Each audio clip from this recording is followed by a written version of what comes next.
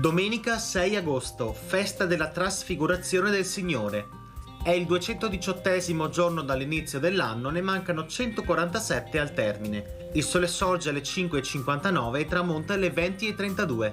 La luna si leva alle 23:10 e tramonta alle 11:45.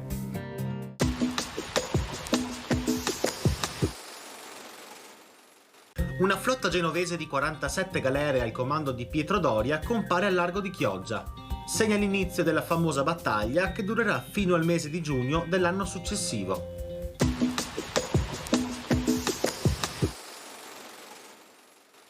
Le previsioni per domani.